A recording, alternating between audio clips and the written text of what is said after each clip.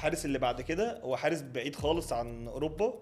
هو خد نجوميته او خد الستايل بتاعه في حته تانية خالص، بس مش هيختلف عليه اتنين. رامي كل ده يعني، بس ابو تريكه في الاخر حط له الكوره في حته. ماشي. جيرمو اوتشوا الحارس المكسيكي العملاق. اوتشوا انا عايز اقول لك ان هو معاه اكتر من 26 ريكورد ولقب ليه هو. انا من كترهم ما حصرتهمش. يعني هو تقريبا استحوذ على كل حاجه في كل حته لعب فيها. انت متخيل 26 لقب وريكورد؟ يعني رقم قياسي باسمه هو. فده مش طبيعي. اوتشوا من ضمن 8 لعيبه بس في تاريخ اللعبه دخل 5 كاس عالم في القائمه بتاعت منتخبه. هو شارك في 3 بس هو دخل 5 كاس عالم.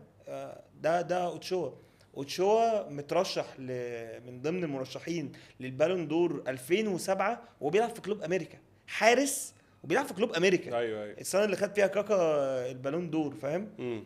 فاوتشوا ده لا، ده حارس مش طبيعي. عامل برضو ريكورد في الدوري الفرنسي، كان بيلعب في اجاكو. عامل اكتر عدد تصديات في ماتش واحد، 13 تصدي في ماتش واحد.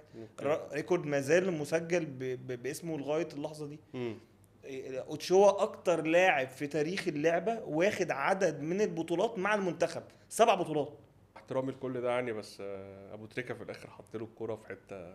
طب سامع يا عم اوتشوا بس عشان عادي مع احترامي يعني، مختلف تماما. مع احترامي يعني، انا مش كل ده مسؤول في الاخر ابو تريكه وحطها له يعني في حته. ده طبعا اللي انت بتقوله ده دمر تاريخه كله يعني. طبعا هينهار الراجل يعني. لا بس انا موافق طبعا، ما عنديش اي مشكله.